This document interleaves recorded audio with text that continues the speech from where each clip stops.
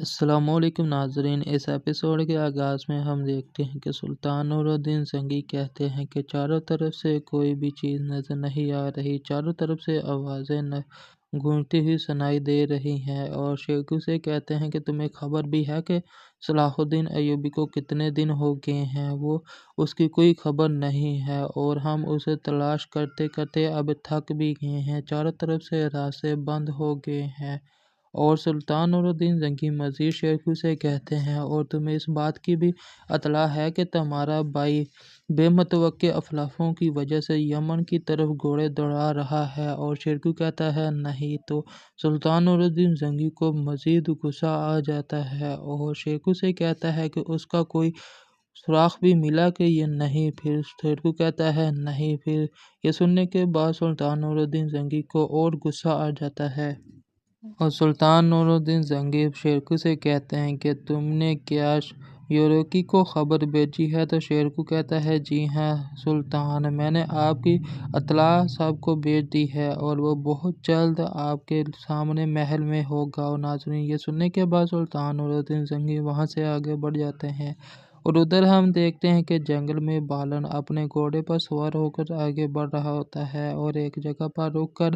اسے ایک خیال آتا ہے جب وہ بچپن میں کسی جنگل میں ایسے ہی دوڑتا پھرتا آ رہا ہوتا ہے اور پھر بھاگتا بھاگتا ایک درخت کے پاس آ کر بیٹھ جاتا ہے، اور اسی لمحے اس نے اپنے باپ کے ہاتھ خون سے رنگے ہوئے ہوتے ہیں۔ اور ناظرین، اس کے خیال ختم ہوتے ہی بالن اپنے گھوڑے سے نیچے اترتا ہے اور پھر آگے بڑھ کر اس درخت کے پاس جاتا ہے اور اپنا خنجر نکالتا ہے اور وہاں سے مٹی کھودنا شروع کر دیتا ہے، اور وہ اس ڈبی کو باہر نکالنا چاہتا ہے جو اس نے وہاں پر بچپن میں گاڑی ہوتی ہے۔ اور ناظرین، اس کے بعد ہم دیکھتے ہیں کہ وہ ڈبی باہر نکال لیتا ہے اور تھوڑی دیر ڈبی کو دیکھنے کے بعد وہ گھوڑے کی جیب میں اسے چھپا دیتا ہے۔ اور ناظرین، اس کے بعد وہ ہاتھ دھونے کے لیے پانی کھولتا ہے، لیکن پانی اس تھیلے میں نہیں ہوتا۔ اور ناظرین، جیسے ہی پانی لینے کے لیے وہ کنویں کی طرف جاتا ہے تو بالٹی ٹوٹی ہوئی ہوتی ہے۔ اور ناظرین، اندر کنویں میں صلاح الدین ایوبی اپنی تلوار پر پتھر رگڑ رہے ہوتے ہیں، اور اس کی آواز سننے کے بعد بالن کنویں کی طرف دیکھتا ہے اور کنویں کی طرف واپس پلٹ کر آ جاتا ہے۔ اور ناظرین، کنویں کے اندر جھانکتا ہے تو اندھیرا ہونے کی وجہ سے اسے کچھ دکھائی نہیں دیتا ہے۔ اور ناظرین، پھر بالن بلند آواز میں کہتا ہے کہ کیا اندر کوئی ہے؟ میری آواز کوئی سن سکتا ہے؟ تو پھر صلاح الدین ایوبی یہ بات سننے کے بعد گہری سانس لیتا ہے اور پھر کہتا ہے میں ہوں، اور پھر بالن اسے کہتا ہے کہ تم بے فکر ہو جاؤ، میں تمہیں کنویں سے باہر نکال لوں گا اور تمہیں یہاں سے واپس تمہاری جگہ پر لے جاؤں گا۔ ناظرین، اس کے بعد وہ وہاں سے رسی اٹھاتا ہے اور صلاح الدین ایوبی سے کہتا ہے کہ تم اس رسی کو مضبوطی سے تھام لینا۔ اور ناظرین، بالن وہ رسی کنویں میں پھینک دیتا ہے، اور جیسے ہی وہ اس رسی کو دیکھتا ہے تو صلاح الدین ایوبی اللہ تعالیٰ کا شکر ادا کرتا ہے اور کہتا ہے کہ یا اللہ تیرا شکر۔ اور ناظرین، اس کے بعد ہم دیکھتے ہیں کہ صلاح الدین ایوبی اس رسی کو پکڑ لیتے ہیں اور بالن اسے کہتے ہیں کہ آپ رسی کو مضبوطی سے تھامے رکھنا، میں انشاءاللہ آپ کو کنویں سے باہر نکالنے میں کامیاب ہو جاؤں گا۔ اور جیسے ہی صلاح الدین ایوبی اس رسی کو پکڑ لیتے ہیں تو بالن اس رسی کو کھینچتے ہوئے صلاح الدین ایوبی کو اوپر لے آتے ہیں۔ جیسے ہی وہ کنویں کے کنارے کے قریب آتے ہیں تو صلاح الدین ایوبی کے ہاتھ سے وہ رسی چھوٹ جاتی ہے، اور اس رسی چھوٹنے کی وجہ سے وہ کنویں میں واپس گرنے لگتے ہیں۔ تو بالن اس رسی کو پھینکنے کے بعد فوراً صلاح الدین ایوبی کا ہاتھ تھام لیتے ہیں اور اسے کنویں سے باہر نکالنے میں بالآخر کامیاب ہو ہی جاتے ہیں۔ جیسے ہی صلاح الدین ایوبی کو باہر نکالتا ہے اور پھر اسے کنویں کی دیوار کے ساتھ بٹھا دیتا ہے، اور بالن صلاح الدین ایوبی سے پوچھتا ہے تم کون ہو؟ اور یہ سننے کے بعد صلاح الدین ایوبی کوئی جواب نہیں دیتے، وہ خاموش رہتے ہیں اور اس کی حالت بہت ہی نڈال ہوئی ہوتی ہے۔ اور ناظرین، اس کے بعد بالن صلاح الدین ایوبی کو پانی کا تھیلا دیتا ہے اور اسے پانی پلاتا ہے، اور پانی پینے کے فوراً بعد صلاح الدین ایوبی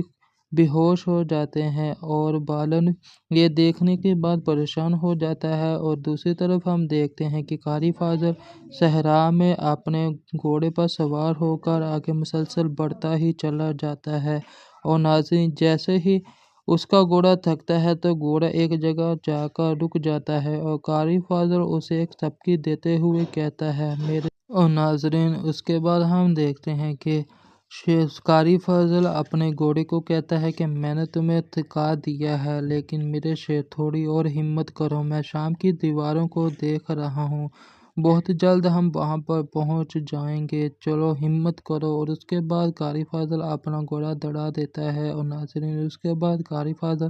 اپنے گھوڑے کے ساتھ وہاں سے آگے بڑھ جاتا ہے۔ اور ناظرین اگلے منظر میں ہم دیکھتے ہیں بیروکی اپنے گھوڑے کے ساتھ غار کے باہر کھڑا ہوتا ہے اور اپنے گھوڑے سے کہہ رہا ہوتا ہے کہ تم لوگوں کو اللہ تعالیٰ نے بڑا مقدس بنایا ہے، اس لیے تمہاری قسم کھائی ہے اور میں اب تمہاری قسم کھاتا ہوں، میں تمہارا انتقام لوں گا۔ اور ناظرین اس کے بعد وہ غار کی طرف دیکھتا ہے اور کہتا ہے کہ کیا تم لوگ سن رہے ہو، وہ بلند آواز میں ہمیں پکار رہے ہیں، ہم ان کی مدد کے لیے جائیں گے۔ اور ناظرین اس کے بعد ہم دیکھتے ہیں اور ناظرین پھر ہم دیکھتے ہیں کہ بیروکی غار میں سے آنے والی آوازوں سے کہہ رہا ہوتا ہے کہ وہ ہم سے اپنی مدد کے لیے پکار رہے ہیں، لیکن میں اس کا انجام بہت دردناک ثابت کروں گا اور ناظرین اس کو اس کی سزا ملے گی، وہ یہ کہہ رہا ہوتا ہے۔ اور ناظرین پھر ہم دیکھتے ہیں کہ وہ اپنے سپاہی بہادر سے کہتا ہے کہ بہادر میرے پاس چاقو لاؤ، مجھے چاقو دو، میں ذاتی طور پر اپنے گھوڑے کا بدلہ لوں گا، جب گھوڑوں، عورتوں اور ہتھیاروں پر حملہ کیا جائے تو کوئی بھی انتقام لینا چاہے گا، اس لیے اب میں اس کا انتقام ضرور لوں گا۔ اور ناظرین اس کے بعد بیروکی اپنا چوگا اور پگڑی اتار دیتا ہے اور بہادر اسے چاقو دیتا ہے اور وہ چاقو لینے کے بعد غار میں داخل ہو جاتا ہے۔ اور ناظرین ادھر ہم دیکھتے ہیں کہ شام میں ایکسیز سلطان نور الدین زنگی سے کہہ رہا ہوتا ہے اور کہتا ہے کہ میرے سلطان، آپ سے جو میں کہنے جا رہا ہوں میری زبان اس کی اجازت نہیں دے رہی، لیکن کہنا تو ہوگا۔ اور ناظرین پھر ایکسیز سلطان نور الدین زنگی سے کہتا ہے کہ میرے سلطان، ہم نے امیر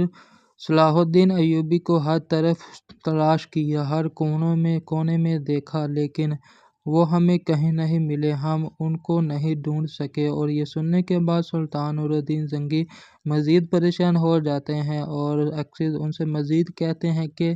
ہم نے تمام قبائل کو بھی خبر بھیجی ہے، لیکن تمام قبائل کی طرف سے یہ پیغام آیا ہے کہ ہم انہیں کہیں بھی تلاش نہیں کر سکے۔ اور یہ سننے کے بعد سلطان نور الدین زنگی ان سے کہتے ہیں کہ وہ ابھی تک زندہ ہے، کیونکہ اس کی دھڑکنیں ابھی تک میرے دل میں دھڑک رہی ہیں اور مجھے یقین ہے کہ وہ زندہ ہے، ایک نہ ایک دن میرا اللہ ان سے ہمیں ملوا ہی دے گا اور دیکھنا وہ زندہ ہمارے سامنے ضرور آئیں گے۔ اور اس کے بعد ہم دیکھتے ہیں کہ شیرکو سلطان نور الدین زنگی سے کہتے ہیں کہ میرے سلطان،